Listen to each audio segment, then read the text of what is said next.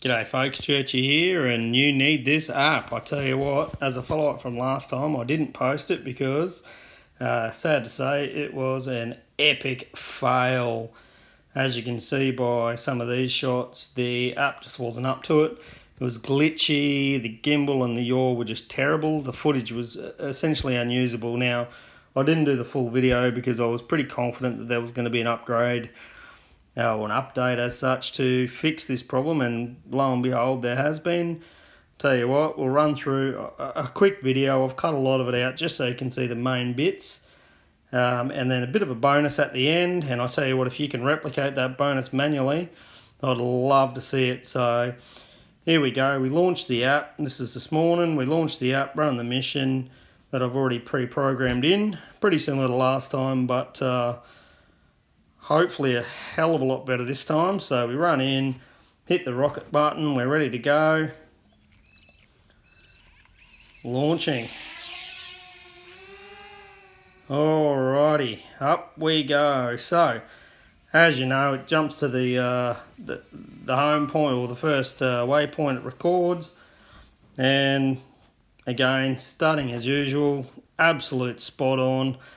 But that's not what we're here for, is it? We're here to see how she handles on the corners. So we'll have a look at it. It used to have just the pointy corners, now it's got the curved corners, and I'll tell you what, they're brilliant. Even on the actual application, you can see that the drone itself, or the picture of the icon of the drone, smoothly glides around. So that's the icon. We'll skip to the next corner and we'll have a look at what it looks like out of the actual drone. And I can tell you now, she is buttery smooth, to use the latest catchphrase. Buttery smooth. Don't like it myself, but anyway. So you can see here, this is the actual Mavic mini footage, and it's just brilliant.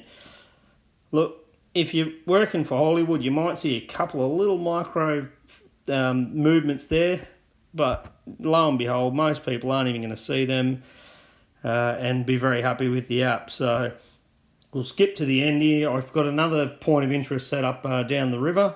It's actually the river itself, and I was very impressed with how it handled this part. So coming up, the gimbal will set itself so you can see a movement, and then the actual mini footage itself, have a look at that, folks. Now look, I haven't done any white balance or anything like that. This is pretty much straight out of the mini itself. You can see it's coming up to the second to last corner, or curve, I guess you'd call them nowadays. And look, when we look back here to the footage, you wouldn't even know that that's an autonomous flight. And I'll tell you what, you'd be flat out getting that manually. And don't forget, there's some bonus footage coming up that I'll tell you what, if you can do this manually, then you need to post it in the comments and tell me how you've done it, because it is phenomenal what this thing can do. Now, if we look here, it's just going to go through that last curve. It's going to go around and back, and have a look at that, folks. Like, seriously, if you're not impressed with that, well, shit, I'll eat me hat. Honestly, it is a ripper of an app. I'm not affiliated with it in any way. Oh, hello, Mr. Birdie. I'm not affiliated with this app in any way. I just love it. So yeah, I'll whack a bit of a picture up shortly about what the app looks like in the store. I absolutely promise I'm not affiliated with it, but if you got any questions or comments, just give us a yell. Subscribe to the channel if you want to see more of this. I've got plenty more of these flights coming up, and certainly a few planned that I'd love to share with you on YouTube. So here we go. So that's what the app looks like in the App Store. Download it. It's a couple of bucks. Definitely well worth it. Now to the bonus footage.